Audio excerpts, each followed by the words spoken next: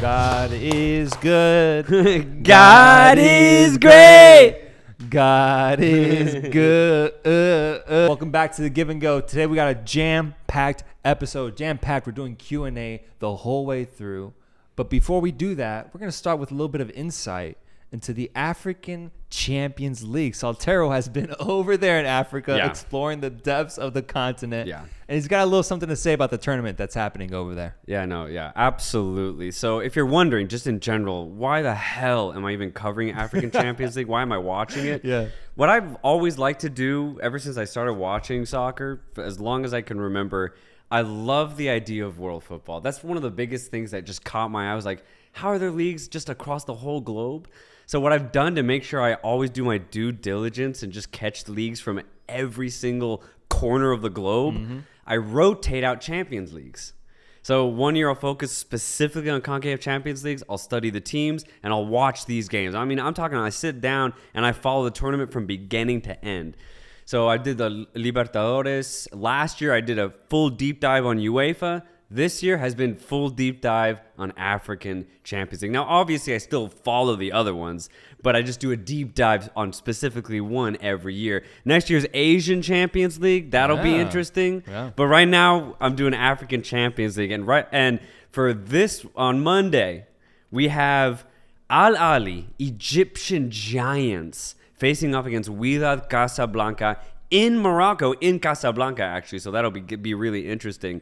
I just want to do a quick little pre-analysis of the game. So Al Ahly, obviously, they're like the Real Madrid, dude, of Africa. And it's no joke, winners, bro. It's no joke. They have 14 continental titles, and this will be their third final in a row. And, bro, this is their 7th final in the last 10 years. Oh, my God. It's ridiculous. 70% of the African Champions League finals have included Al Ahly. Oh, my God. Yeah, no, it's stupid, man. It's stupid.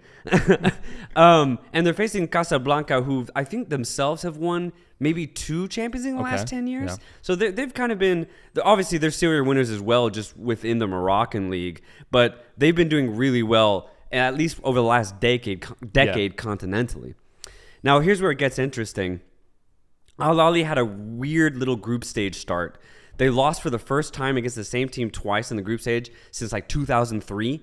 So very unlike them. Kind of like how Madrid have just kind of been a little shaky themselves. Yeah. But after the group stage, Al Ahly finally found their form. They immediately put Raja Casablanca back to the gallows, and then they easily swept aside Sétif. Back to their casas. Yeah, exactly. They easily beat Sétif in the semifinal and booked their place into yet again another final. Whereas Wydad Casablanca, they dominated in the group stage, and honestly were my tournament favorites afterwards. But they've struggled a little bit in the knockout stage. Okay. When these games get a little bigger, I guess you finally see these true colors for Wydad. They're still very good, and it's going to be a hell of a game in Morocco. So I'm really curious to see how this is going to go. Ultimately, I probably have Al Ahly winning it solely because of their recent performances. Wydad in general, again, a very good team, but they struggle against Belouizdad, an Algerian team. And it was a tricky game against Atletico Petróleos. But ultimately, Atletico just didn't have the chops to really beat Wydad. So it was kind of an easy win, I'd say, for Wydad Casablanca. But they didn't do it super, super convincingly, kind of like Al Ahly have done in their last games. So I got Al Ahly ultimately winning it. But, bro, I think one of the biggest takes I kind of wanted just to bring up in general was how big these two clubs are. Like when watching these games live, especially when you look at like a team like Wydad Casablanca, their stadium's beautiful. It's the Stadium Mohammed V. Yeah. Dude, you gotta catch one of these games. And this will be a perfect opportunity on Monday because, dude, the fans are incredible. These scenes are beautiful. And I'm like, dude, I have to do my due diligence sometime in the future and make the pilgrimage to Morocco and catch one of these games. Yeah, bro. Dude, it's magical. The scenes are insane. Yeah, I think there's something to say about population size. I mean, if you compare Africa to Europe, it'd be pretty fair in comparison. Europe just has the added element of like worldwide fans, but those African fans are all there and they're all present. There's a lot of them, dude. Yeah, and that's the exact point I'm making is that it's so easy to just focus on Europe. So easy. But if you really just kind of widen your microscope so you can kind of see the bigger picture. There's so many different pockets around the world where you have these fans living in these places and they're giving their all for their local club. And you really see it with like teams like Wydad Casablanca, Raja Casablanca, Esperance in Tunisia. And obviously you see it with the two big clubs in Egypt with Al Ahly and Zamalek. Yeah. Dude, these fans are passionate, man. Truly passionate. And you see it elsewhere, North America, like Club America, Chivas de Guadalajara. You see these fans just go crazy for their teams, man. One of the players that has really caught my eye, and he's a player that's been with Al Ahly for a couple years now. It's another point I really wanted to bring up, dude, is Aliou Deng. Okay. Malian midfielder. And for me, it brings up the idea that there are some players, bro, that will never play in Europe, even though they easily could. Oh, okay. Yeah. And you could talk about this in general. When I think of players who should probably have at least had a career in Europe, you can think of players like Ruben Dias in Liga MX, for example. Absolutely. Easily could have played, for example, for like a mid-table team in France and could have been like an icon for that club. I'm not saying Sambuesa would go and play for the top 5, top 7. I'm not saying that. Yeah. But he easily could have been like a low-key... Nantes or some shit in France. Dude, like dominating. And would have been like an icon for that specific club. And I think of players like that. I think Deng's one of them. He's the custodian for Al Ahly. He does the dirty work, but he has that European technique, man. He's got great field vision, and he's very physical, but he's got good handles too. So I'm just like, dang, dude. Deng could easily play in Europe for a mid-table team in top 5, top 7 league in Europe, easily. But he probably just never will. Solely because, he's playing in a weird country, even though it's for one of the biggest clubs on the planet. It just might not ever happen. And again, there's so many players. Jorge Valdivia never had a real career in Europe. In Asia, I think most recently you could talk about this guy named Omar Abdul Rahman, Emirati player. Had a trial for Manchester City when he was coming up, ultimately said no, and then he just started getting injuries and never left his own country of the UAE. Wow. But he was touted as being one of the most talented players in Asia. Yeah. He actually won like the Asian Player of the Year at one point, but never had a career in Europe. And it's just like, dang, like, I wonder how many other players are out there that just never really get that chance, even though they easily could do it. Yeah. What about their goalkeeper? Al Ahly's goalkeeper, didn't he? El Shaarawy. Oh, El Shaarawy. Yeah, El Shaarawy. He's their main goalkeeper, Europe, right? That's another good one. Yeah. Easily could. But he could, bro. Yeah. He's a little could. too old now, but in his prime, he probably definitely could. So has Deng been a clinical part of why they've been able to make this run in the Champions League and I guess in their league too to be at this point yet again? I think he's been great. I actually think they recruited him in the African Champions League. They played him when he was playing with like his local team. Wow. And they're like, let's just get this guy. Huge move for him. Huge move. That's the thing, is that like when you think about it, he's winning trophies, he's winning accolades with Al Ahly. It's almost like, does he need to go anywhere else? He could be very happy there. And so, maybe just on a personal level, he doesn't want to leave. But yeah, no, he's been a huge driving force for how successful Al Ahly has been for the past like 2-3 years. Because I think this is like his 3rd or 4th year with Al Ahly, and he's starting and playing in every single game. He's that focal point for Al Ahly's midfield, 100%. But obviously, the rest of the team is very talented, and again, very much like how Real Madrid operate, this Al Ahly team only know how to win, and because of that, I have them winning in Morocco on Monday for the Champions League final for their 3rd title in a row. I don't think it's going to be easy because we are very talented themselves, but I just think Al Ahly know how to deal with these bigger situations a little bit better. Okay, so now moving on with the questions that we received on our Instagram. That's right, folks. If you ever want to ask us questions, reach out to us on our Instagram. That's the best method for us to receive these topics that you guys want us to talk about. And so we got so many this time around. And to start, probably one of the hottest topics right now is, what do you think about Mbappe's decision to stay at PSG? Dude, such a big topic. And honestly, there's so many angles to take here, man. There's so many. I don't even know where to start, to be honest.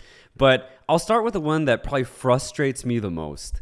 And it's the hypocrisy of this whole situation, man. Yeah. So the idea is, or the big sentiment here is that Real Madrid are a little peeved at how all of this went down, right? They don't like how Mbappe essentially used them as leverage to get the ultimate contract for Paris. The biggest contract in world football. World football, dude. 300 burgers, bro. Yeah,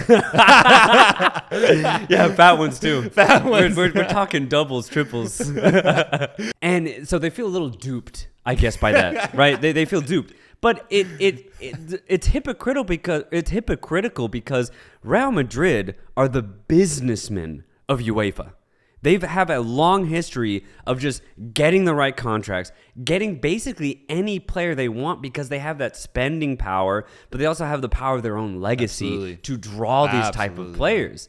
A black hole, bro. Like they suck suck you in. There's no you just can't say no to them. At least these past 20, 30 years, it's almost impossible to say no to Real Madrid.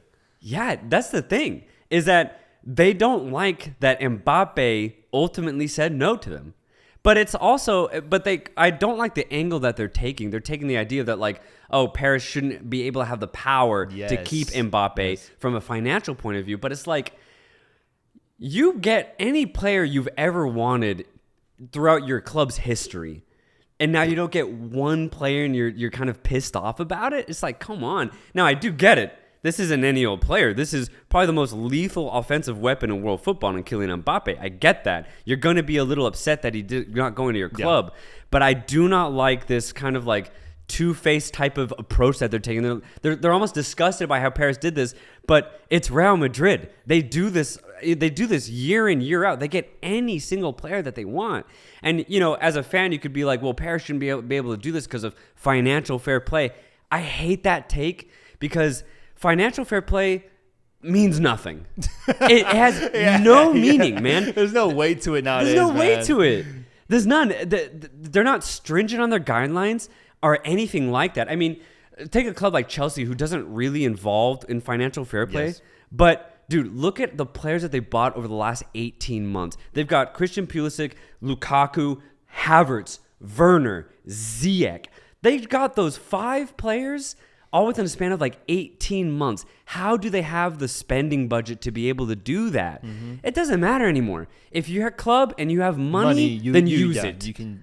And I'm we're okay on the with same level playing field at the end of the day. Exactly. Yeah. So I don't like that take of, oh, Paris are violating these financial fair play rules. It does. If it meant something, then sure, you know, do something about it. But it means nothing in today's age of football, where if you have money and you're a club with that spending power, you have the right to use it. And, you know, Manchester City buying Haaland like it's nothing, even though they have the squad that they already have. Yeah. It's ridiculous. So since other clubs are doing it, I have no problem personally with Paris being able to do this. Yeah. When it comes to moves this big, I don't have an issue with it. Obviously, you can get down deeper to it, like in terms of like, is it fair to all the rest of the teams in the league? That's another discussion. I'm not trying to come off in that I support that, but I do, when we're talking about like the top 5 giants, there's a certain way that they all operate. Yes. And to get mad at how one other team operated when it's the same exact way you operate is, how you were pointing out, hypocritical. Yeah. And there's a lot of angles we can go with, where there's like entitlement, where there's like this anger towards Mbappe, but I want to go on a different route with kind of Mbappe himself, the typical classic next career move forward, going from League One, not a top 2 league in the world, to then one of the top leagues in the world and one of the top teams. Right. Essentially saying no to that. It's very weird to see that, especially when you're a player of the caliber of Mbappe's level. Yeah. To be like, you know what? I kind of don't want that. I don't want that challenge. I instead want to stay here at PSG and try to make my name here grow even further, try to give this club even more of a winning legacy, despite them having all these traumatic events happen in their past 5 years in Champions League football. It's interesting, and it's got me intrigued now, because I'm just like, well, okay, what do these next 5 years look like for Mbappe? Or at least 3, because he's going to be there till 2025. Yeah. What does that look like? Is it just going to be rinse and repeat for him, winning the league and just having those occasional Champions League highlights, eventually, hopefully, leading to a Champions League final? Is a player like that okay with that simply being the spotlight for him and his ultimate outcome in this decision? That's the part that gets me, because as a big player, you want to be in those, you know, El Clásico. You want to be in those top 2, top 3, top 4 matchups that are happening in the world. You want to be facing against tough second place, third place teams in Barcelona and Atletico Madrid, feisty teams in Sevilla, Villarreal. Right. Why say no to that? It's the only thing that I'm curious for, and why I'm still trying to justify from Mbappe's side. That's a great point. And I kind of thought about that too. The only kind of reasoning that I can maybe see from Mbappe's perspective is the fact that PSG, solely from an infrastructure, financial point of view, is right up there with the biggest clubs in the world, right? Manchester City, Real Madrid, right now I'd say are the biggest teams. You could also include Liverpool. And then you can include Bayern Munich, maybe Juventus, the Milan teams. Yeah, I think it's just PSG, Man City, and maybe Real Madrid, like teams that would be willing to wind out a $300 million contract. Yeah. I know Man City could, but I don't know what other team. Even Real, I don't know if they would be willing to do that. Okay, that's true. Okay, You know? so if you weed out the teams that can't even afford him, not even just legacy, right? Let's do that. You weed out the teams that can't even that can't afford him. It's like two other teams. Yeah, and out of those teams, he knows the league in Paris or in France. And obviously, he understands how Paris operates as a team. He knows he's going to be the star. Yeah. You had a great take earlier that I love to think about. And then it's the idea that this truly is Mbappe's team. It really is. When he's on the pitch, if you're the opposing team, you are worried about Mbappe. You'll watch Neymar, you'll watch other players, but it's Mbappe who's going to hurt you. Yeah. So Mbappe knows that. He knows that, look, I just signed the biggest contract in the world, and I know I'm going to dominate for the next 3 years here at Paris. So I feel like that kind of just led him to stay, knowing 100% that he's going to build his legacy in Paris and that he's just going to dominate in France, bro. That's his team too. I was reading that they've given him a lot of leverage in terms of like decision making now at the team. Like it's actually crazy how much power they're giving him now. And you know, he's also from there. I think he was born in Paris. It makes it easy. At the very end of the day, that's his country. Like that's where they speak his fluent language. Like there is an element of that, but it's just really surprising, man. It's really surprising to just look back on the decision and be like, damn, he really turned down like this really hot ass woman in Real Madrid and just stayed with what he had. And I'm just like, all right, man, like it's loyalty. Do you? And it's rare to see. Would you compare him to someone earlier this week? I think that's what I was saying. Is I was comparing to like kind of like a Francesco Totti type of idol, where Totti just stayed with Roma his entire career, didn't really win anything, throughout the 20 years that he was there, but became an icon, a legend for the club. And I know Mbappe started at Monaco, but if he stays for Paris for the rest of his career, since he moved to Paris at such an early age, like a Wayne Rooney type of situation, exactly, starting at Everton and going to Man United for the rest of his career. That's a perfect comparison. Because I could easily see that happening. Now, you bring up a good point, though. He's turning down good competition. And let's say if he goes to Madrid, he would have good defenses to face in Atleti and Barcelona and maybe Sevilla, Villarreal, Valencia, examples like that.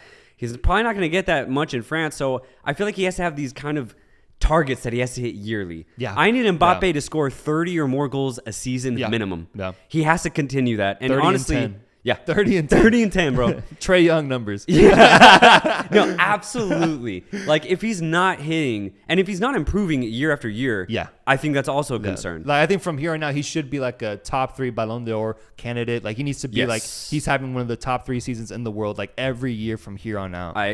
Exactly. Yeah. And he has to have a personal target of no matter who else is on his team, he needs to make a run in the Champions League. And a decent one. I'm saying quarters minimum. Realistically, make it to the semis as close as you can every time. So he has 3 years to just build that career personally on his own personal level, development-wise. But he has to do it now since he's staying in what is easily the easiest league out of the top 5. Yeah, absolutely, man. Yeah. Who are the best extranjeros to play in Liga MX? I think the number one player that comes to mind right away for us, because he is still playing at the present moment, is Gignac.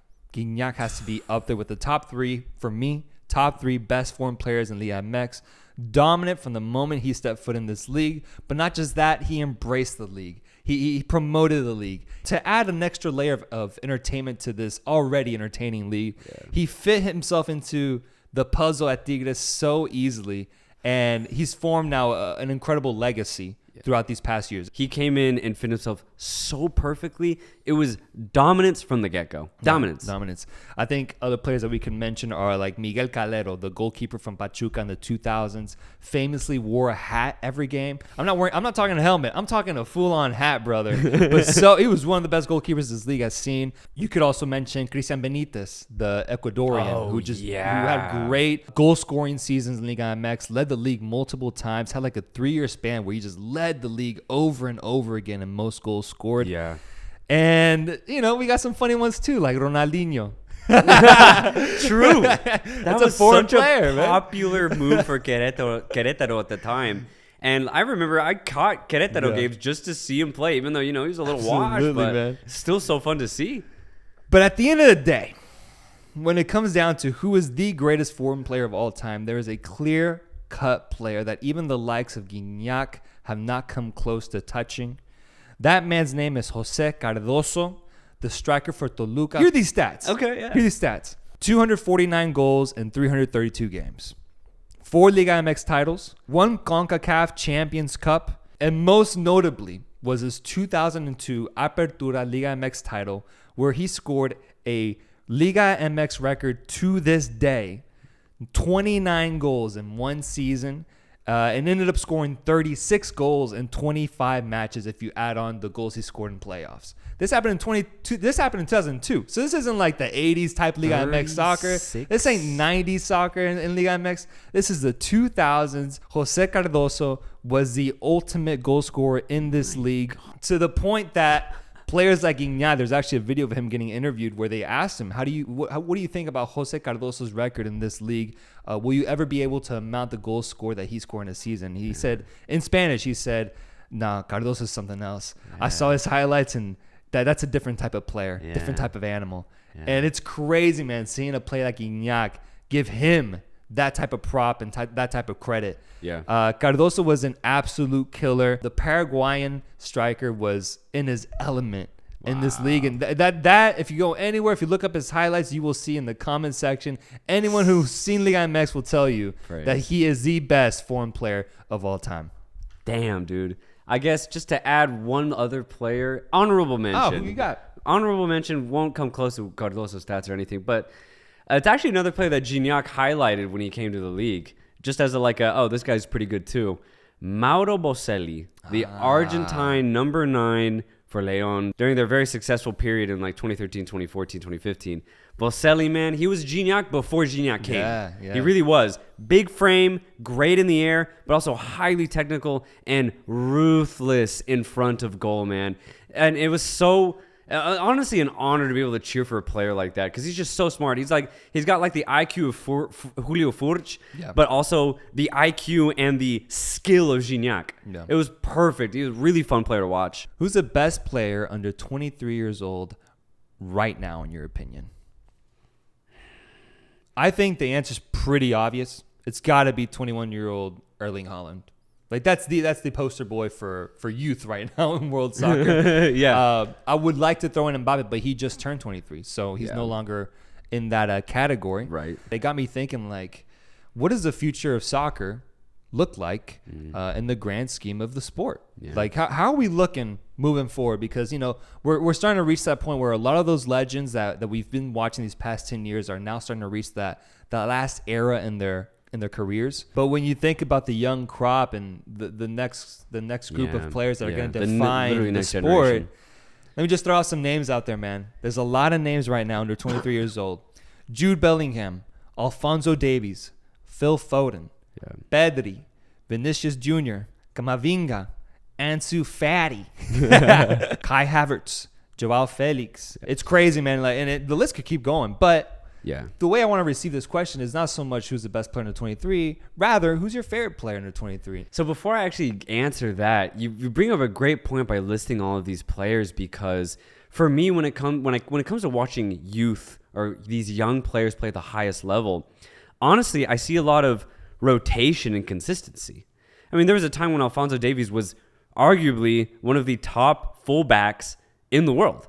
Then he got injured, and it's been tough for him to get back to that same exact level. Phil Foden, for a long period of time, I was like, dude, this kid is good. Yeah. And I mean really good. He's had a slightly quiet, like 6 months, I'd say. For the most part, yeah. For the most part. Yeah. But he's still, I'm not saying he's lost his talent or that he's washed. I'm just saying as far as like hitting the scene and playing at a consistently high top level like the veterans do, I feel like a lot of these youth players really kind of rotate out their consistency. But it makes sense because, you know, what's the difference between a veteran and a young player? It might not be their skill set, it's the experience. Yeah. And so I've noticed that. I remember Joao Felix. Joao Felix, for like a good 4-month period this year for Atleti, was on fire. Unreal, dude. He was unreal. And then he got a little quiet. But he's been like that. Even Holland is on the scene constantly, but when he gets these injuries, he takes a while for him to really get back up to speed every time. Maybe 2-3 games, and then he's good for another 4 games, then he gets a little knock, and then he's out for 2-3 games. So it's a little frustrating. So to pick like the best U23, I think that's tough. But my favorite one, oh shit. I don't know. I think for me, my favorite one is Camavinga. I've really enjoyed Camavinga this whole time throughout the Champions League, his inclusion with Real Madrid, but even before that when he was in France. I love his calmness, man, his presence. Yeah, like he's got a 35-year-old presence in that midfield every time he plays. His decision making is very mature. He's good on the ball. He can touch it. He can protect it.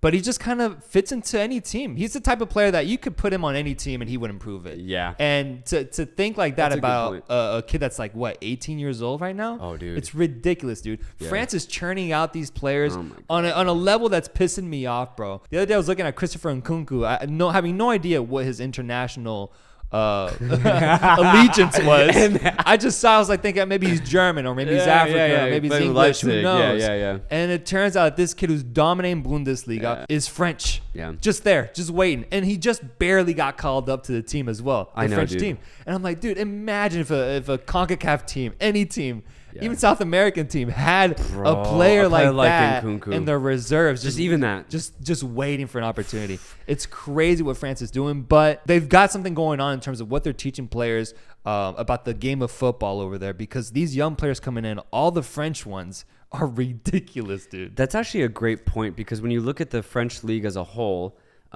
it's not incredibly competitive when you try to compare them to, let's say, PSG or even like a really good Marseille or Lyon side. But it's those mid to upper mid teams that have these insane youth players that they're just churning out and then selling for big money. I just heard recently that Monaco's Tchouaméni is probably going to Real Madrid. Yeah. And you know, Monaco were not good this year. And Madrid's like, we want that player. Out of all the teams that have good, like that have had a lot of success this year, right? Their League One is just churning out these really quality players, even if as a collective the teams aren't that good, which is interesting. But when it comes to, I guess I would say the player that's really, really impressed me, probably Vinicius Jr., man. Oh, yeah. He's really come to his own this year, scoring a lot of goals. And that was actually my biggest criticism with Vinicius, was that his finishing was atrocious. Yeah, it was bad. Like for like a good 2-3 years. But he's really turning it on this year. But not only that, he's still kept that same pace and the same handles that he has to just harass defenders. Dude, he harasses people. He harasses them, man. Like he has like personal motivation. He goes off to go off against these fullbacks, bro. And it's gonna be incredible to see him in this Champions League final. But that's a great pick, man. Regardless, the landscape of youth and world football has got me super excited, man. It's only getting better, dude. Oh, dude, the talent's only getting better, which leads me to my next question. Will there ever be a player better than Messi or Ronaldo? That's tough, because it just completely defines, like, what do you define? Stats? Because you could. What if there's a guy that just scores an insane amount of goals, but that's all he kind of does, right? Because, like, I guess you could say, I don't know, let's just play a game here. Let's imagine Benzema is, like, really close to breaking either Messi or Ronaldo's goal-scoring charts. Okay. Would you then say that Benzema is probably better than either of them? Would you say that? No, I wouldn't. Right. I probably wouldn't. For me, the definition comes down to two things: evolution and perfection. Because what people love so much about Messi and Ronaldo are the moments they've given us. The Champions League and the Premier League and the Clásicos. The moments that have defined those players have been immaculate. I mean, any year you can pick out just 2-3 moments where both those players did incredible things, incredible feats. You look at their careers as a whole, and you could actually point out a couple of gaps.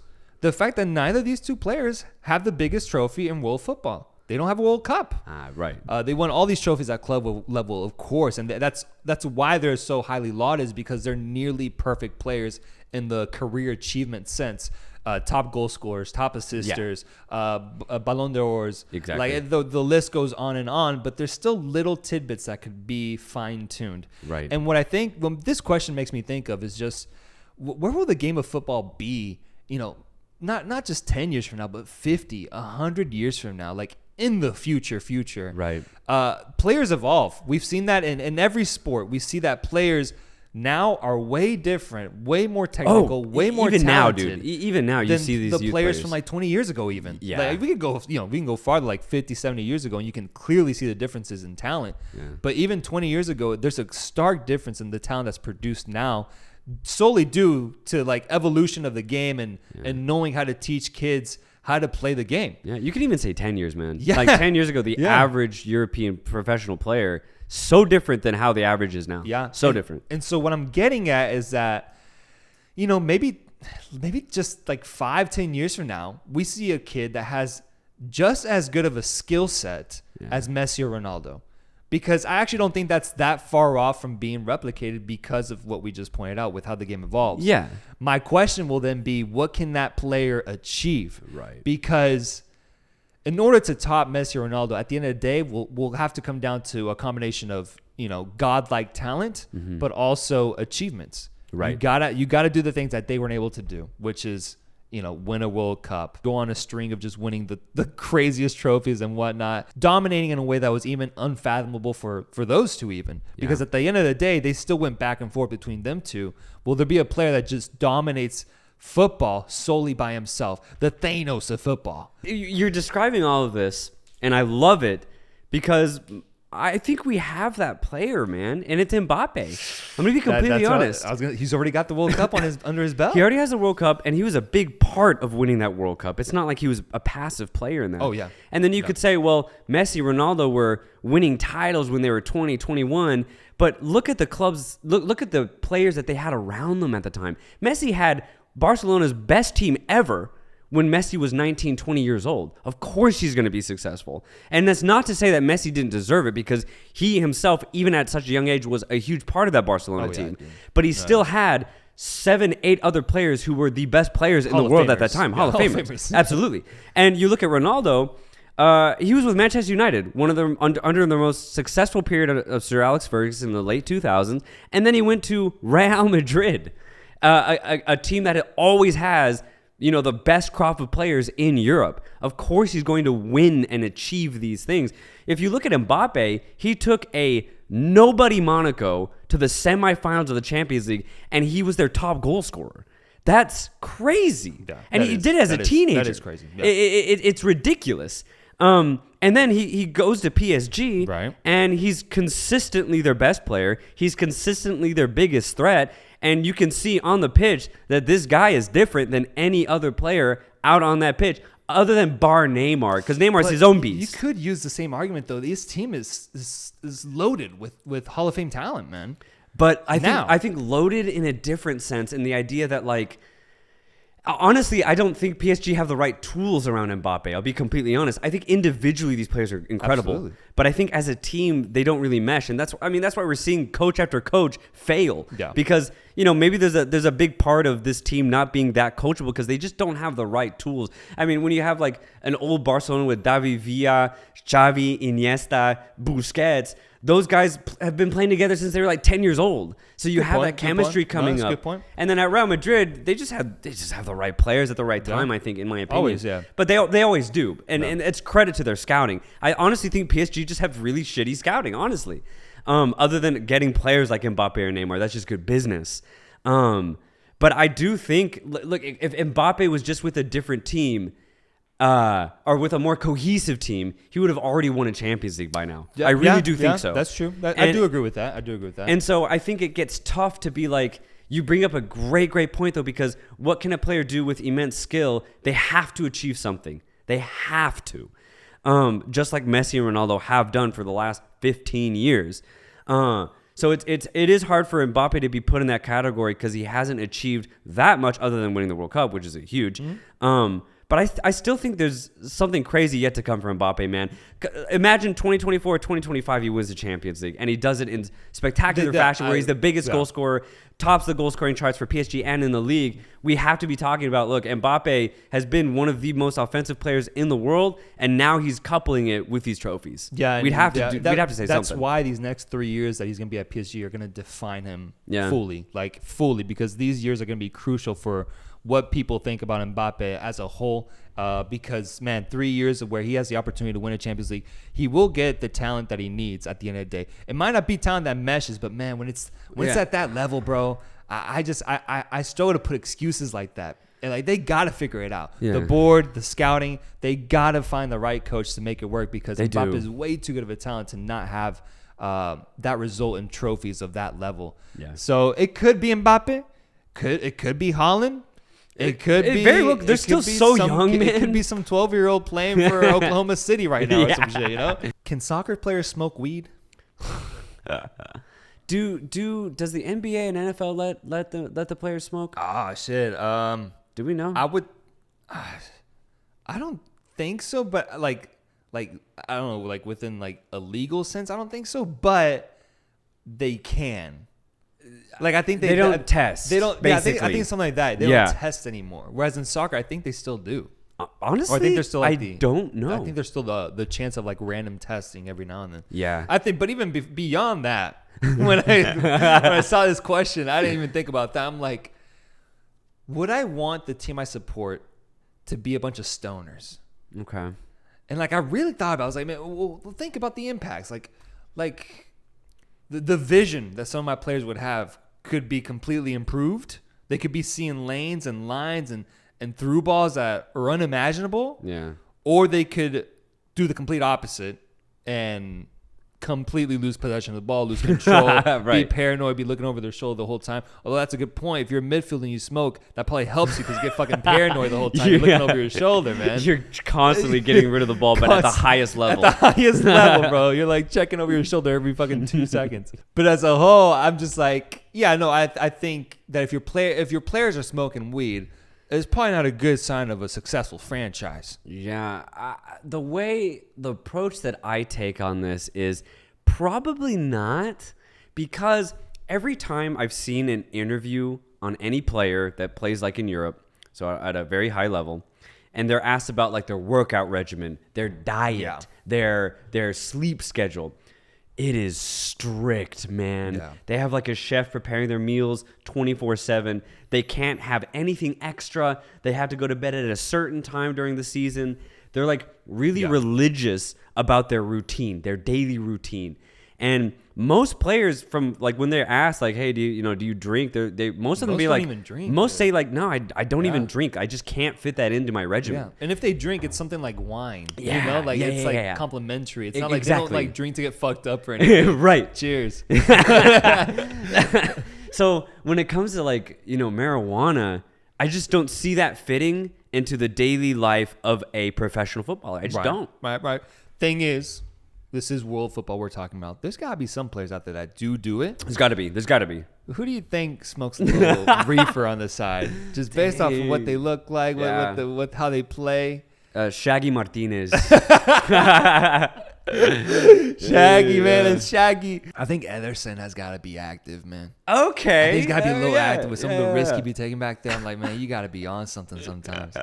Dude, did you know that like players like Johan Cruyff, dude, he smoked 20 cigs a day during his like title-winning seasons at Barcelona.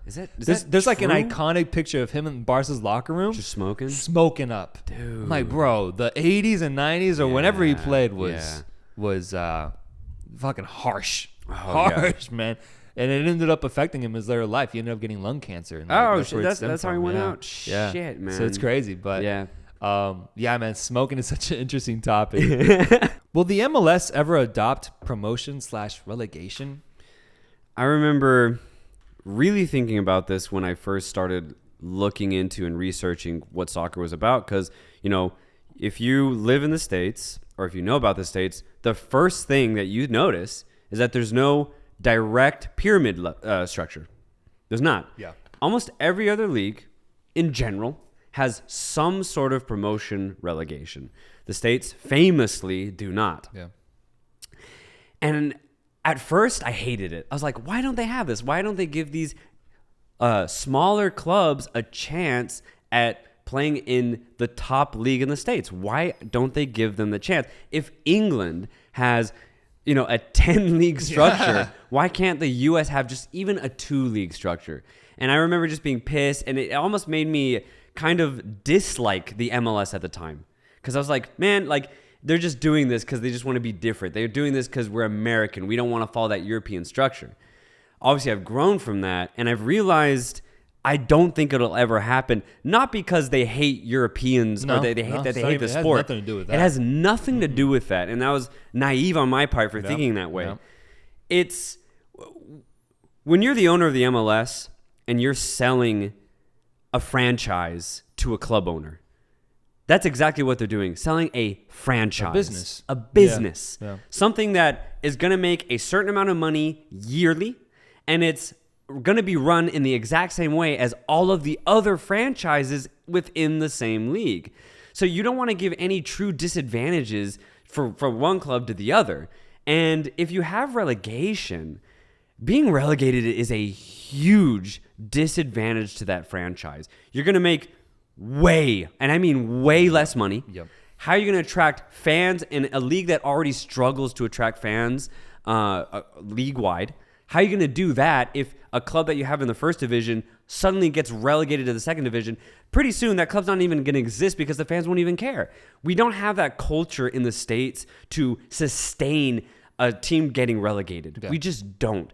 That's something maybe we can build to. So you say, will we ever have it? I still don't think so, solely because of how the league has decided to run. They said, look, we can get the idea of promotion relegation. We get it. We respect it. But we just can't do it because of the idea that, look, we're going to franchise every club, and that's just how it's going to be. It's just like the NBA, the NFL, the MLB. They all have the same idea of structure. They all have the same idea of equity amongst the clubs. The only way to do that is to guarantee that they all stay in the same league. Yep.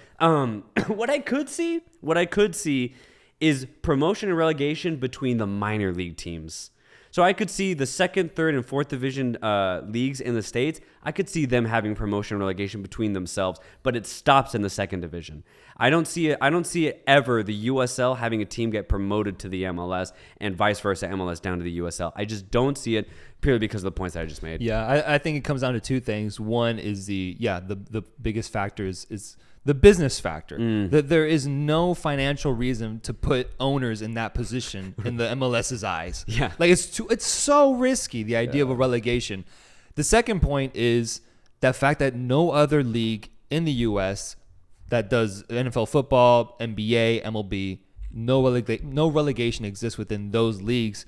And it's almost like MLS is in a way trying to bake on themselves to be like, I do think there's an element of them being like having a vision of, maybe we can be that one league in the world that doesn't have relegation and can be on par with like the NFL, with the NBA, that we can create a product out of it in the way that they've created a product out of those leagues, but just do it with soccer. Do I agree with it? I'm just like, personally, at the end of the day, I don't, because I love the concept of relegation. I love what it gives you as a fan.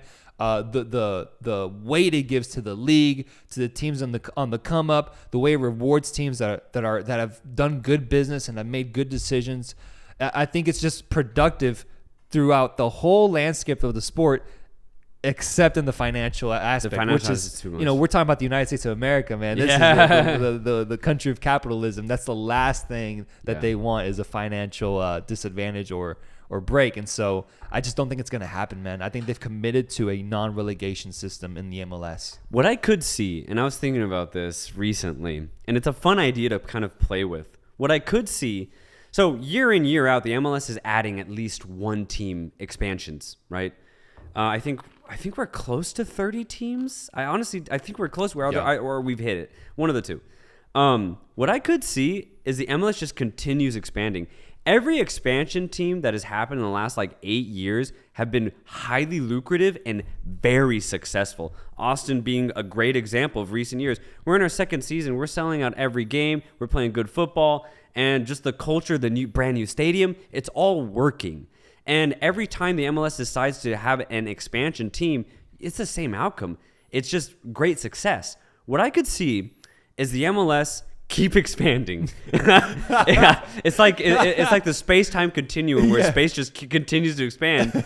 And I could see the MLS actually capping out at a 40-team league. A 40-team league. Hell no, man. And That's crazy. And what they'll do then is they'll split the league. Yeah. You have 40 by the book professional teams, and they split it into two big conferences to where the 20 best teams will be in one league. Yeah. The next 20 teams will be in one league. It'll all be under the MLS. You could call it MLS A, MLS B. And then from there, they all play within each other. And the best 5 teams in MLS B go up to MLS A, and the bottom 5 MLS A go down to MLS B. Oh, okay. So a relegation within itself. That's interesting. And the reason why I could definitely see that happening is because the U.S. is so big. There's so much room to keep expanding. It's ridiculous. No, yeah. There's still a handful of states that don't have a club and easily could. I think of New Mexico United. Incredible fan base. They easily could have their own soccer-specific stadium. They have the fan base already in the second division. If they just get that money to become a professional team, boom, you have another expansion team already, just like that. Yeah. And now New Mexico has a professional team. It's just be incredible. Yeah, they could just keep doing When you think about it, I think it's actually pretty easy in comparison to the NFL and the NBA and MLB. To create a team in your hometown is so easy in that sense for the MLS, man. Austin doesn't have an NFL team, doesn't have an NBA team, but we were able to create a soccer-based squad down here. Yeah. And so, that's actually a great point, man. We might see a 50-40 team league one day, bro. Exactly, dude. And there's just so much talent to exploit, basically, in Central America, the Caribbean, and South America that there's always going to be talent coming through. And if anything, we just get all these young youth players in America. Maybe instead of choosing basketball or American football, they choose soccer. Yeah, and fan-wise, there's Mexicans, there's Latinos everywhere in the country. Everywhere. And then, the Americans will hop on just because it's always great to have support from your local squad. So exactly. Damn, dude. What's the most afraid you have been watching a game? Bro, I think about... I think about the time Mexico lost to Chile 7-0. And I remember after we were down 4-0, how every goal following that felt like seeing my father get hit. Yeah. And it's you hear him screaming in the other room. His ass is getting beat up by some other dude.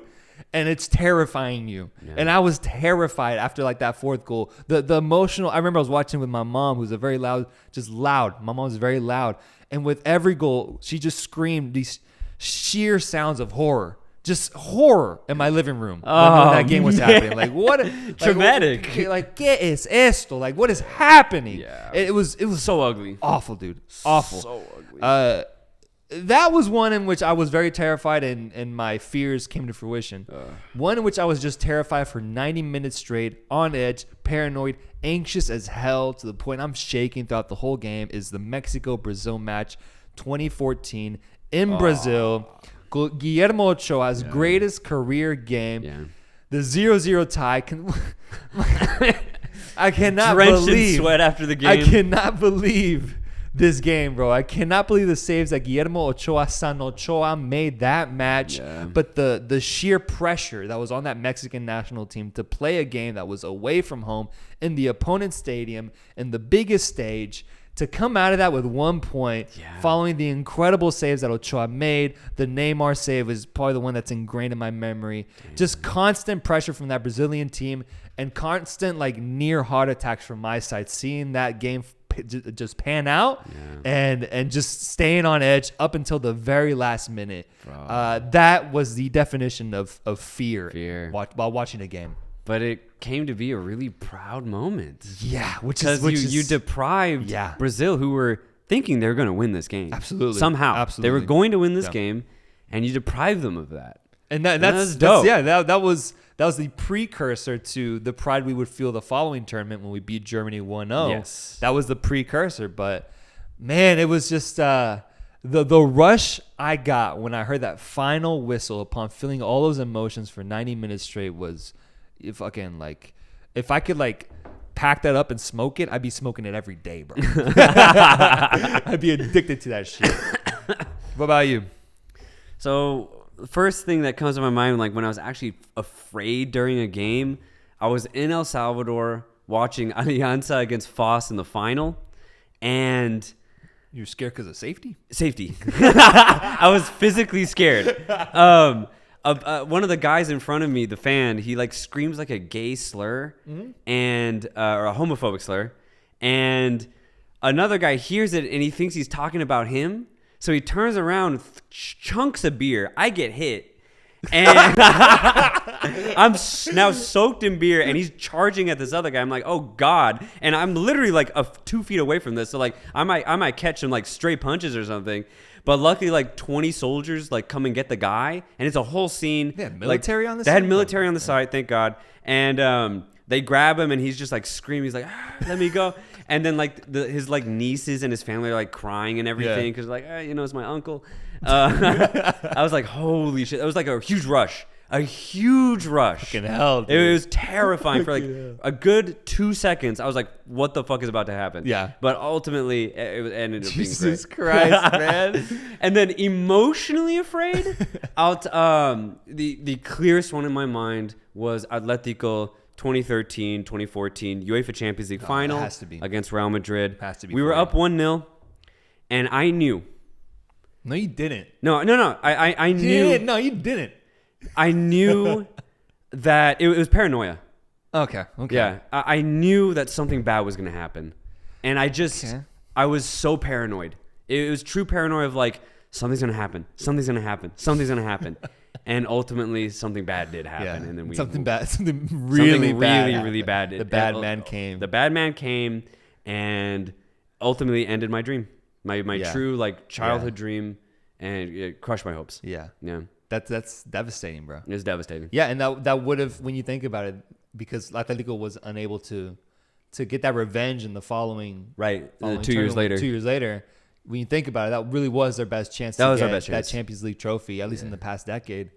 And that would have been one of the best runs of all time if they had been able to do that. For Atletico Madrid to win a Champions League, bro. Yeah, it would have been incredible. Incredible, man. Yeah, Incredible. and the thing is, throughout that entire run, we were always the underdog, truly. Yeah. So every game, there's always a sense of true fear. Like, we could lose this right. game 2-0 or we win this game 2-0. I don't know what's about to happen. Obviously, I had faith in my team, but every single game, there was just so much paranoia, and especially in that final. But one thing I do want to point out, something, I guess, in line with this question, what's most afraid you've been watching a game? I do think one of the worst positions to be in world football is being a goal down against specifically Atletico Madrid with like a half to go. I know that it didn't work out in that Real Madrid game, but man, I remember when Liverpool were down to Atletico Madrid and how hopeless that felt, and in a way fearful. I was like, dude, this is the worst fucking situation to be in. Manchester United fans felt that this season too when they were down 1-0 at the Old Trafford with a half to go, and they were just like hopeless as well. They just couldn't do it. Atletico has a good way, at least in recent memory, of being able to just shut your fears down. And that in itself is so scary because it's just like, fucking hell, one of the worst positions to be in world football. What would you consider one of the best jerseys of all time?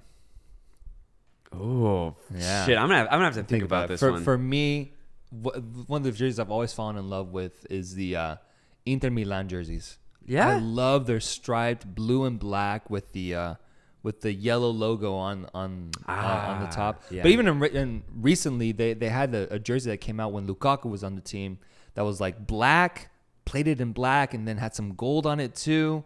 It's tough to describe jerseys, but it was one of the most beautiful things I've seen. I've always liked Inter Milan's jersey specifically. I think all the jerseys from the 2006 World Cup have gone down as some of my favorite World Cup jerseys. I love just that like line design that they had on the sides. Kind of like outlining the jersey with the number right there. That era where players had their numbers circled with like their number in the middle. Brazil was famously had them. Like the yellow and green is like the circle with like green, the number. Yeah. I love those. Yeah. A standout for me, just one that'll always be ingrained in my mind when I just think cool jersey. Definitely the Croatia jersey for me.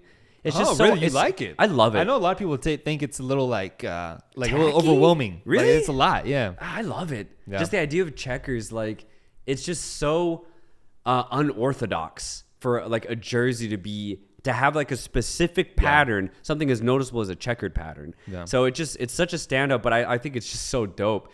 Another national team jersey that really comes to mind when I just think of like silky smooth, that Portuguese color, man. Oh, dude, there's nothing like it. Oof. There's no color in the world that is like Portugal red, whatever you want to call royal, it. Man, it looks royal. It's beautiful. Another one that I really liked recently, and I didn't know that I liked it till I saw it on the big stage. Rangers' blue jersey, man. Yeah. It's nice. Yeah. It's nice. It's not royal blue like Italy. No. It's not dark blue like Inter Milan.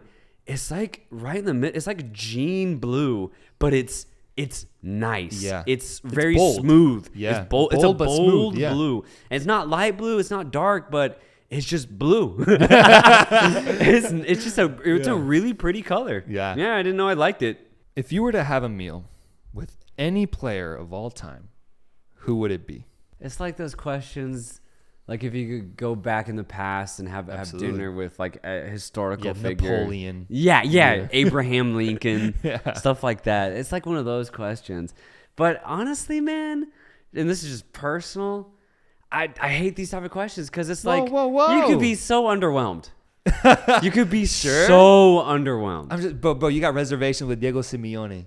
That'd be dope. You don't want to have dinner with him, bro? That'd be dope. He was a player. That'd be dope. Actually, feast up with him, bro. Imagine the conversation you would have, the way that he would ask for drinks. You don't think he wouldn't be a gentleman about it? He'd be very, hey, dos copas. Yeah. I would love to share a meal with Zinedine Zidane. Yeah. For a number of reasons. I'll go through them.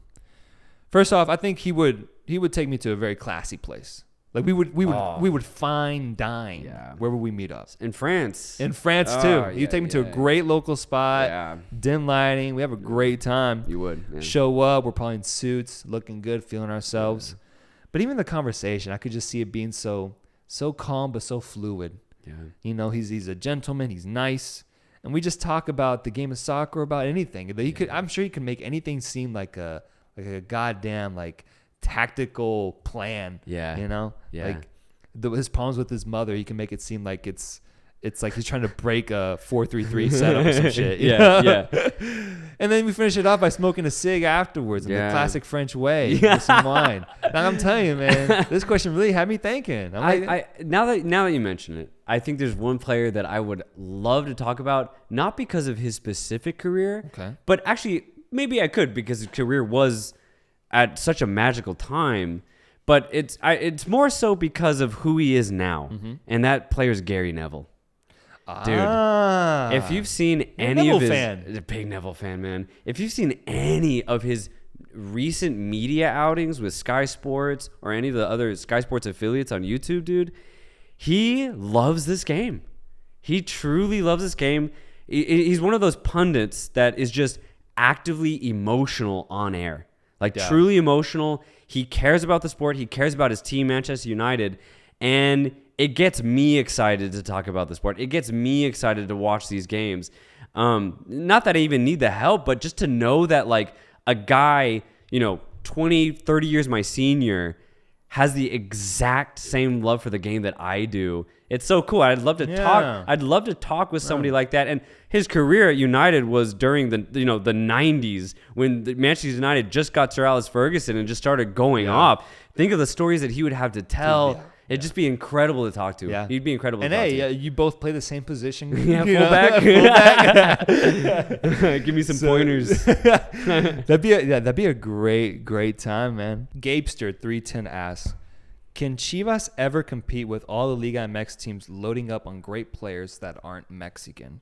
And to preface this, for the viewers that don't watch Liga MX, Chivas is the one team in the league that solely utilizes Mexican players. no other race is allowed. It is just Mexican players. And my guy here is asking if that's gonna eventually hold Chivas back from being able to compete with other teams that are able to bring in foreign players. Yeah. I famously had to take back like in I think 2015. Yeah, before the give and go existed. Yeah, 2017. It's 2017.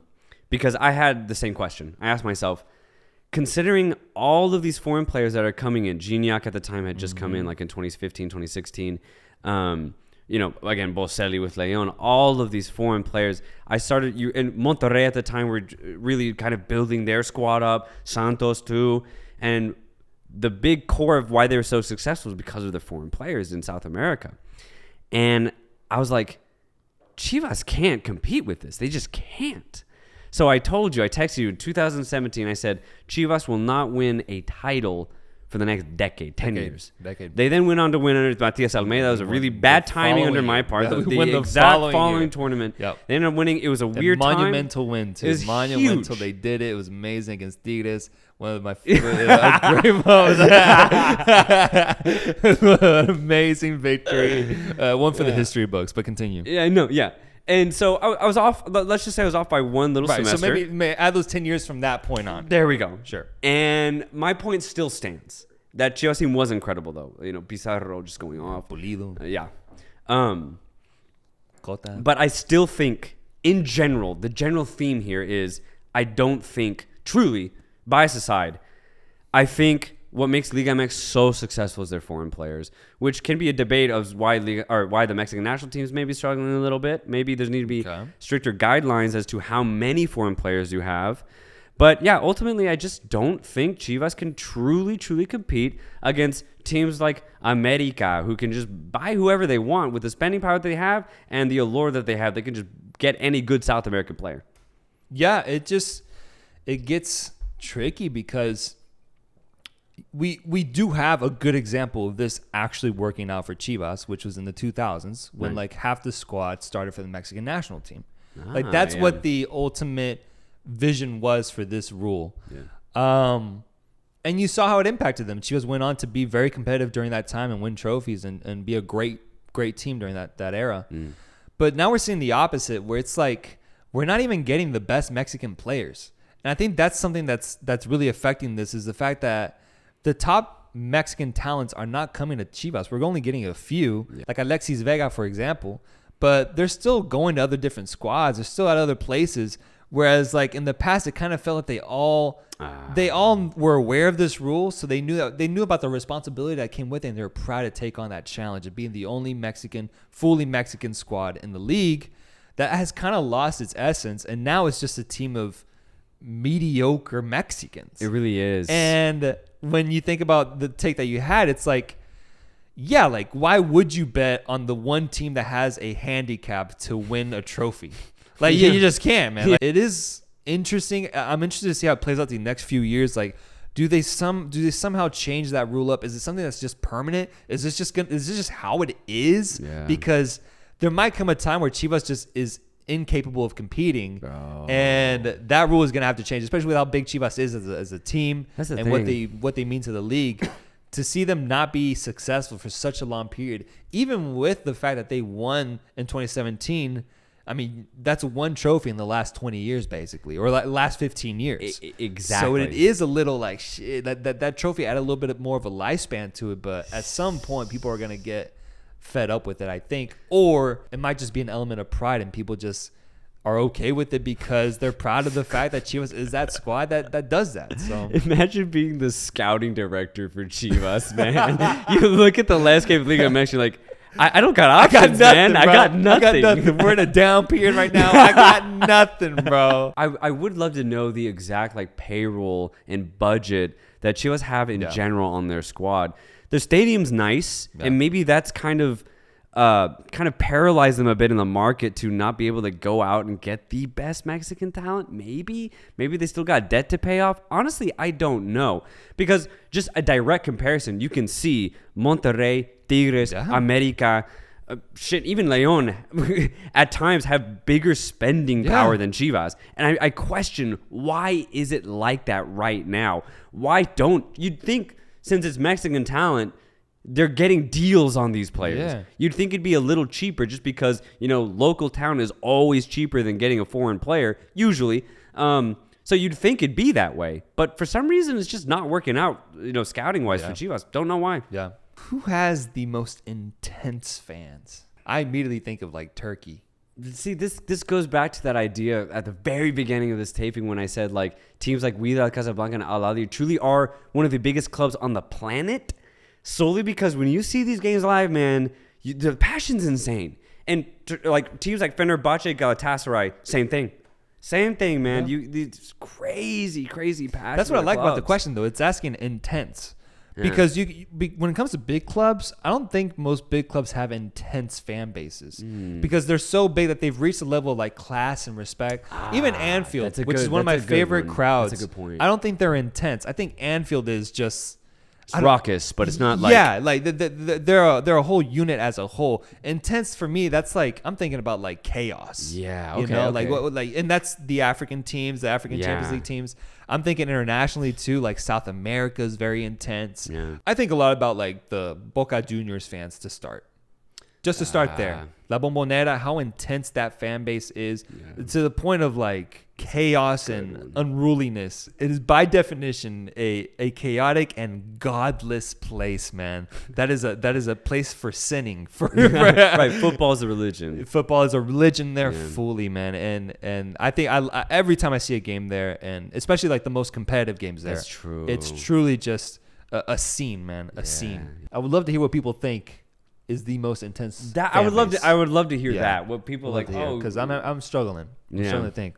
Who's the greatest Mexican goalkeeper of all time? Here we go. So, this one's yours. For me, I have my favorites. I love Osvaldo Sanchez. Jesus Corona is a notable goalkeeper. You can even throw in Oscar Perez. Yeah. But when it comes to the greatest goalkeeper of all time that the Mexican national team has seen, it's between two players. And it's really, I've really thought about this. It's your preference. It's what you prefer.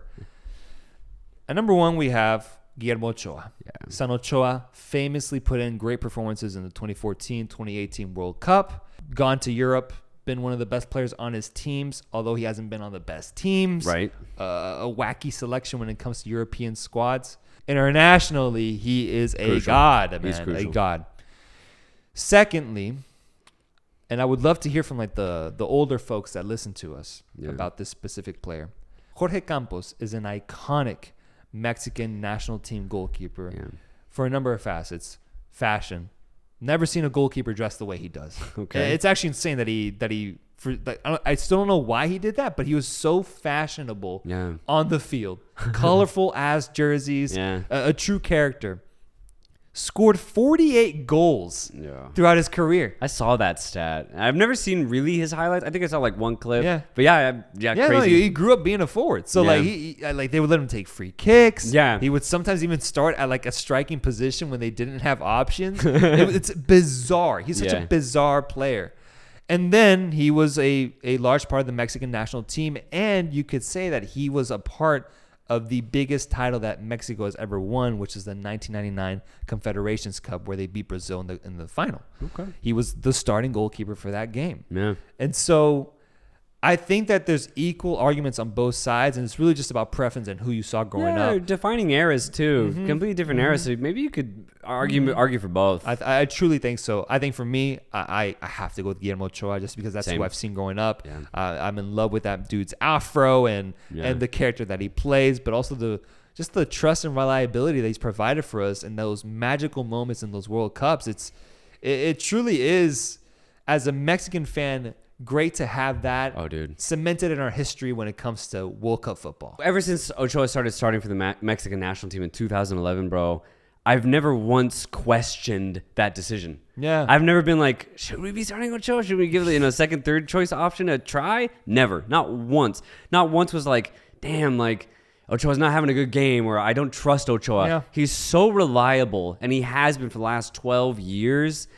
He has to just go down as one of Mexico's greatest goalkeepers, just solely because of his reliability, man. That goes a long way when it comes to football. So, yeah, for me, it's Ochoa. And I was thinking the other day, dude, I was like, what is it going to be like just emotionally when we see a different goalkeeper when Ochoa retires. Dude, you're right. It's gonna be bizarre. That like stays there. That's like there. Yeah, for the yeah. next, He's not just playing because it's not a friendly. just rotational. Yeah. Shit, dude, that scares me, man. Because like I don't want think that, Mexicans man. have a fear of seeing that, so they're gonna keep Ochoa there until they run the wheels off of him. I'm okay bro. with that, man. Until he goes bald. Is Ruben Dias overrated? Yeah, the curveball. Overrated? No. I'm gonna say no. He's a very good defender, incredibly physical. He knows how to use space very well because he's not very pacey. He doesn't have that calmness of, like, for example, Van Dijk, mainly because I rate Van Dijk as the greatest center back in the world right now. So Diaz is not that, but is he overrated? No. He's a very, very talented center back. I think he's properly rated. No. I do think a lot of people kind of like. I think the reason reason we received this question is because people did give him a lot of credit the COVID season, when he won the Player of the Season award in what was already a stacked Man City squad that won the title that year. He was their best player throughout that whole season. So a lot of people, I think, have had their idea kind of misconstrued about him in some way. But also he's been injured recently. He's been injured a lot this season. Yeah. And so I think he's probably rated. But he is like a top 5 He's solid. center back. So he's solid as solid, hell. man. And what actually amazes me so much about him is that he's like 4 years younger than Van Dijk. Wow. He's pretty young, dude. He's pretty young. Yeah, and obviously he's not going to be like Ramos at his peak, right? Ramos is a completely different beast. That's why he's one of the greatest of all time and winning Champions League after Champions League with Real Madrid. But Diaz is not that, but it doesn't mean he's overrated. He's incredibly talented, and he was a big reason as to why City have shored up their defense. Dude, he's a huge reason for that. And that's something that kind of goes over people's heads. Is how good City's defense is, man. Yeah, it's incredible. Yeah, I thought about it a lot when I saw that them play against Atletico, and Atletico could not crack them. We had some decent chances, but overall, we just couldn't get past them. What is Roma missing in order to go to the next level? I think when it comes down to Roma, and obviously watching them play today against Feyenoord, ultimately lifting the first Conference League final trophy. Congratulations.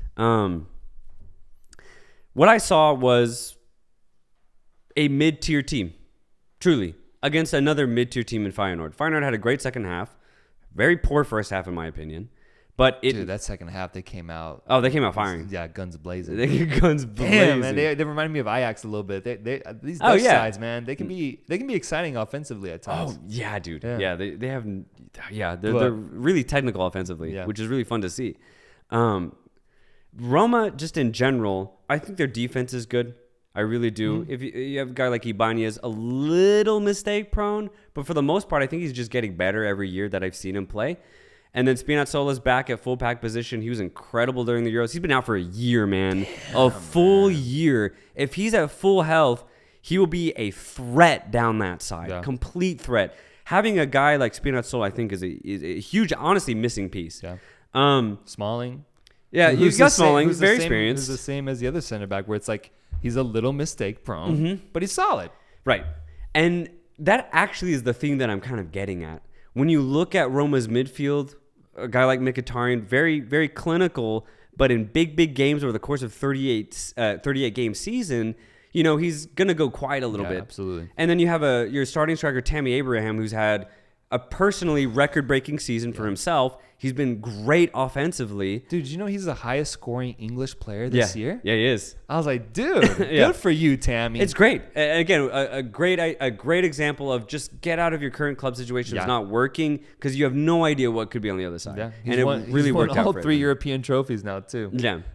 Holy shit! No way. Champions League, Europa, and then the Conference League. Yeah. Wow. Only player in history to do that.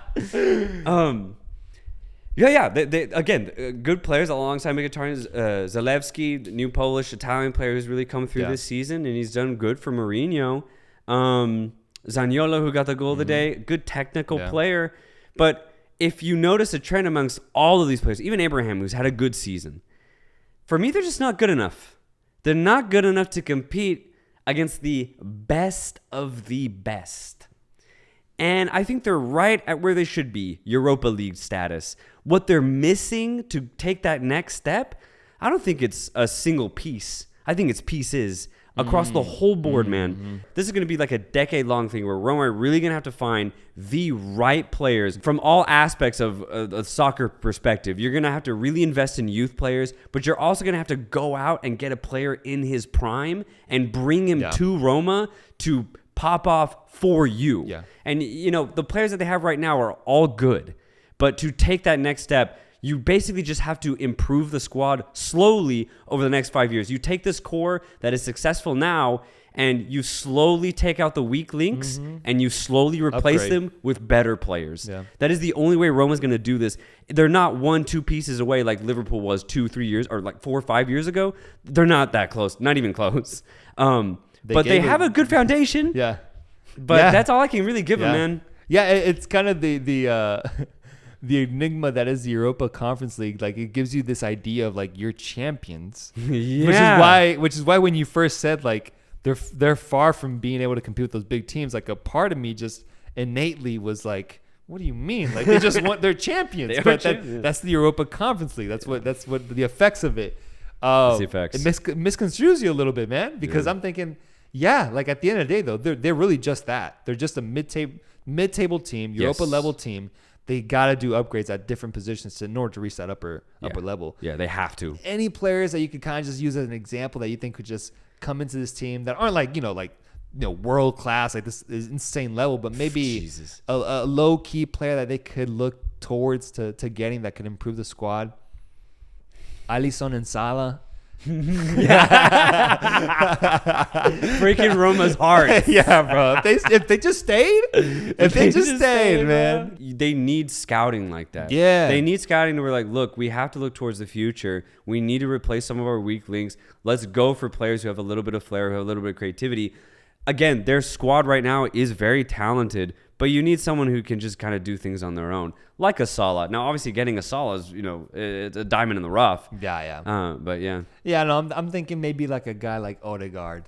I think he would be a good little upgrade there. He's youthful, but he's impactful. And yeah, that's actually a great point, because I remember when Ziyech was kind of looking for clubs after he announced that he was done with Ajax, basically. I think Roma was actually top of the charts as far as like clubs that he would go to. But he ultimately said, he was like, look, I already play for a big club like Ajax. I don't want to do a translative move and go to Roma.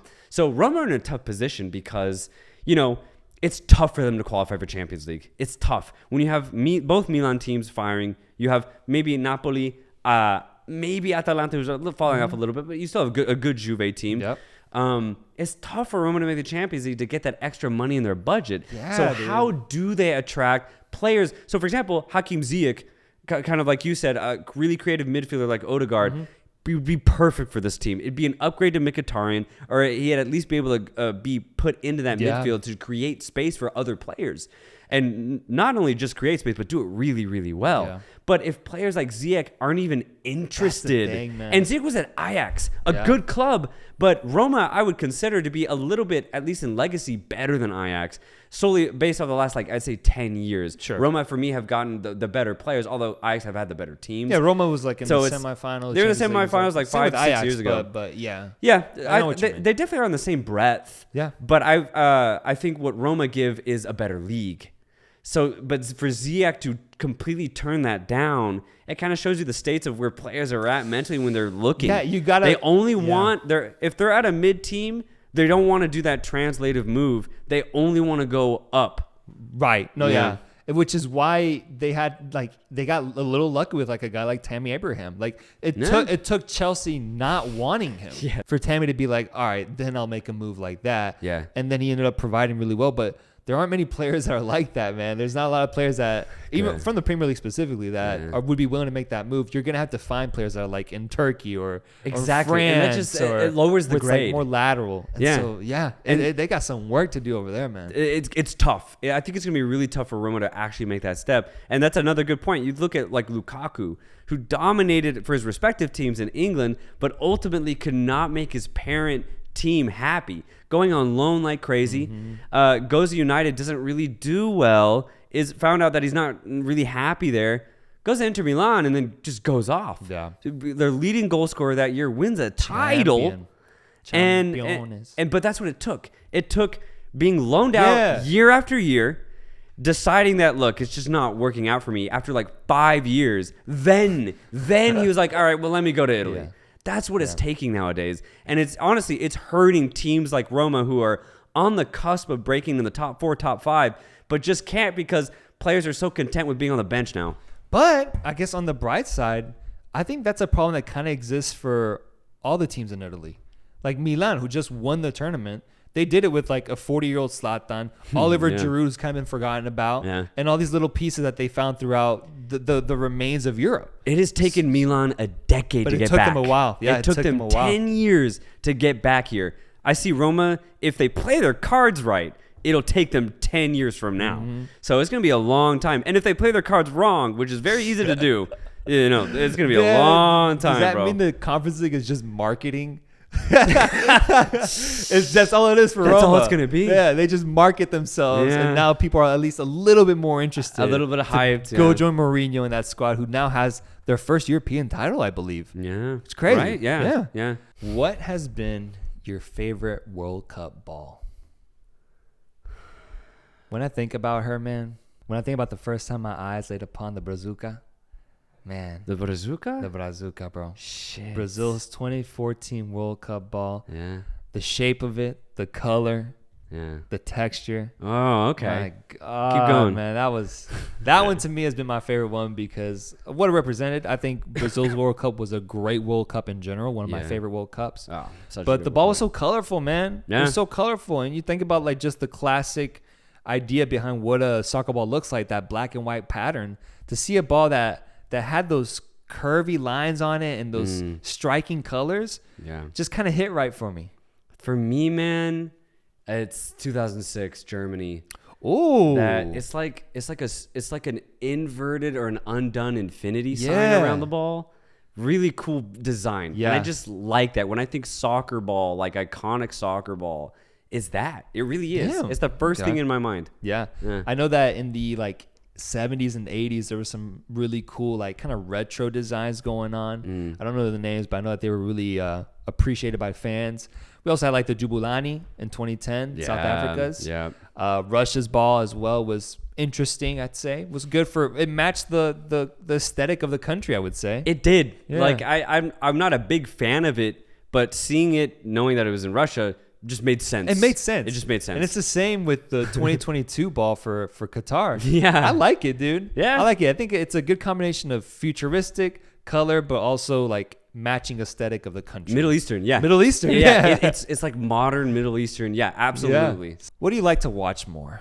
International soccer or club soccer? For me, it really is, not even to avoid this question, it's both, man. I love a good mixture of both. You can't have one without having the other. You can't. And so I honestly treat them as two completely different entities, because just the preparation for each game is completely different at club level versus international level. The team selection is obviously just a completely different scenario for every coach, international versus club. What's at stake, completely different for international versus club. So I see it as two completely different beings, and I'm able to appreciate both separately but also together because they are linked. Yeah. Like picking between a child.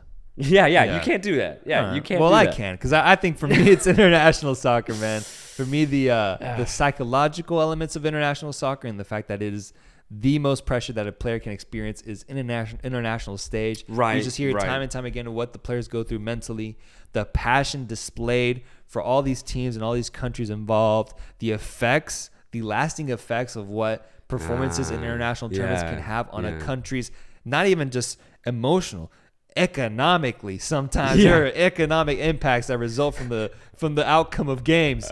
It's ridiculous. The like the stat that like after the 2010 final, there's like more babies 9 months later in Spain. that helped the population in a country, man. That's what I'm talking about. But obviously, from club soccer, what I love so much is the quality, man. There's no better quality. Competitively, it is the upper echelon. It is the ultimate representation of just quality football and sport. And so for me, it's that. Last question to finish it off. Football City Talk asks, How much will soccer in the U.S. improve?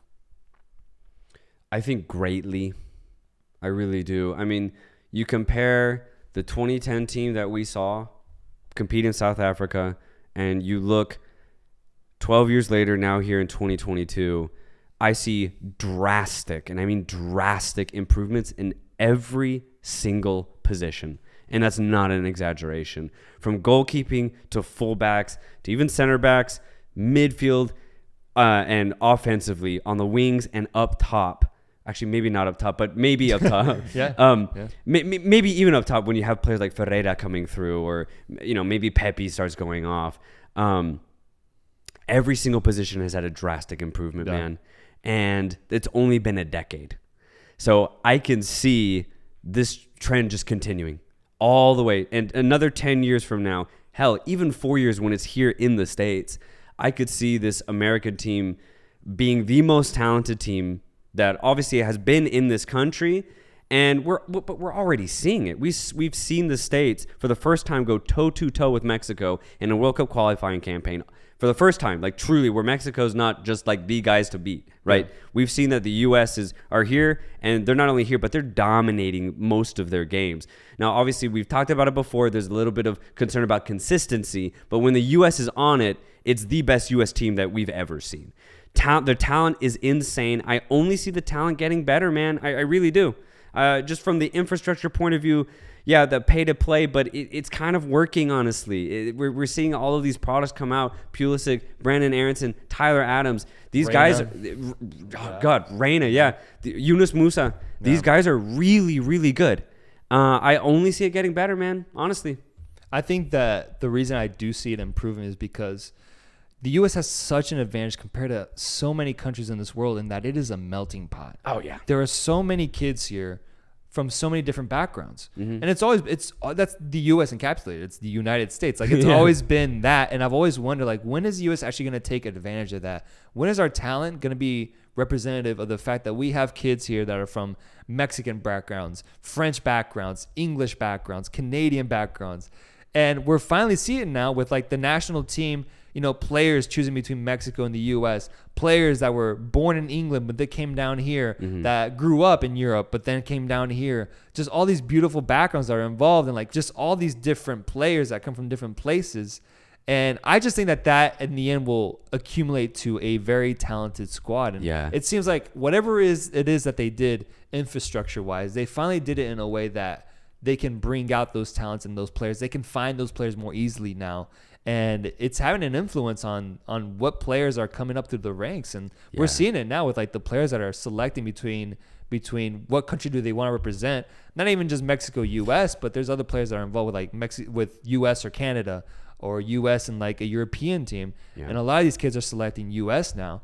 And so this is just the start of it. And the fact that it is what it is now, I'm a Mexico fan, but I've recognized completely that the U.S. is improving at an incredibly fast rate now. Yeah. And it's a little concerning because I don't think Mexico has that. I don't think we have that same access. Yeah. And so if the U.S. continues at this rate, hopefully it can amount to something really spectacular. Yeah. Yeah, I think kind of going on that note, I do think the U.S., as you just pointed out, for all those reasons, has a good chance of actually winning something big or going very deep in a World Cup. I'm not saying anytime soon, but I'm saying maybe in the next 10 years, 15 years, I could see the U.S. like making for the first time, a deep run in a World Cup. Yeah. I really could, solely because of the trend that they're on. I think the one thing that needs to change for the U.S. to truly achieve that, though, is just one thing. It's the culture around this sport. And that's something that's going to go deep. That's something that's going to have to be on us as people when we raise our kids, just stuff like that. It's down to the culture, how we view the sport. Because, I was watching the Feyenoord game today. I was like, damn, dude, what a dope club. Because, they may not ever achieve anything big. They may not even win to the Eredivisie since they're in the same league with Ajax. But that club alone, that city, has a culture of, look, we're going to play football. We're going to play in a very specific way. But not only that, if you want to be a part of this club, you have to play at a certain level. And you have to come up through the ranks playing this very specific way. And if you're not good, you're not going to cut it. You're out. And there's that mentality, that European mentality of you have to be good. You have to be at a certain level. You have to on yourself impose this culture of winning, this culture of technique, this culture of love for the game, viewing it completely differently. Because here in the States, man, if our professional teams lose, no one really cares. Oh, yeah. No one cares. They kind of just go to the games, get drunk, have a good time. There is that passion, absolutely, and it's more passion than I've ever seen in the MLS. It's getting better.